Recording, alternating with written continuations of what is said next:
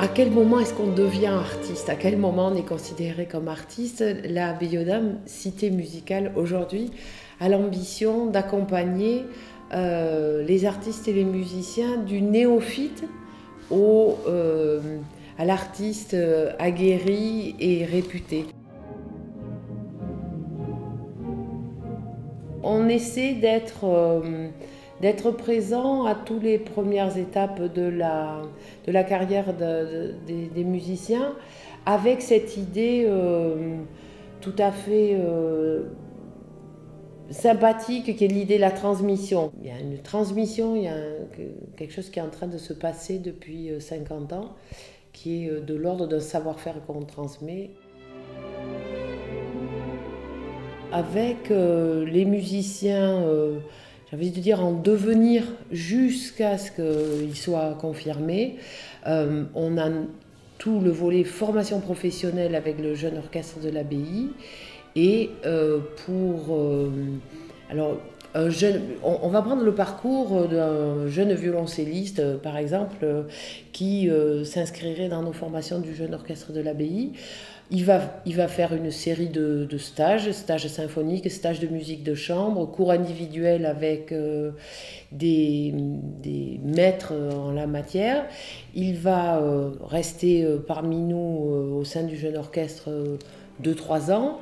Puis peut-être montera-t-il un petit ensemble de musique de chambre qui sera accueilli dans le cadre de Place aux jeunes musiciens.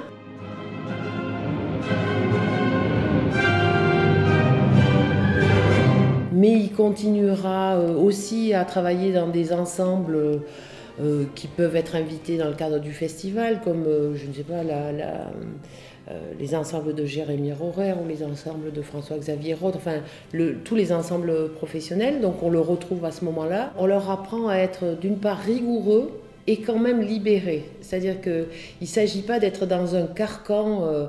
C'est vrai que cette notion d'authenticité qui, il y a 30 ans, a peut-être été très galvaudée, aujourd'hui, je crois qu'on est plus dans la notion de liberté de l'interprétation. On ne cherche pas à faire du faux 18e, bien au contraire.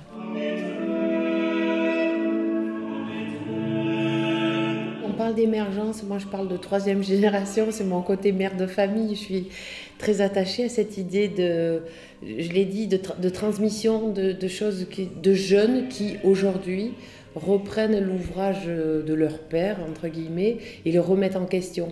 C'est le sens, par exemple, de tout le travail de Vox Luminis et de Lionel Meunier avec Bach et les ancêtres de Bach.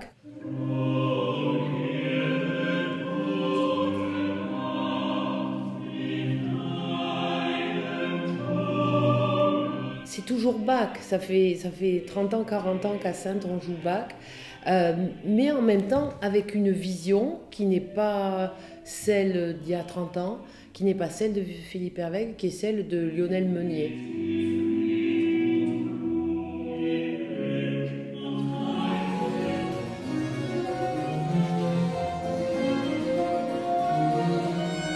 Tout d'un coup, pour avoir assisté à deux répétitions, on se dit, là encore, c'est toujours les brandebourgeois, mais c'est pas tel qu'on les a entendus jouer par Young Enel il y a quelques années. Ça, c'est passionnant parce qu'on se dit, une œuvre qui a plus de 300 ans, comment aujourd'hui on arrive quand même à la faire sonner différemment, à avoir l'impression d'entendre quelque chose de nouveau, d'étonnamment moderne à certains moments.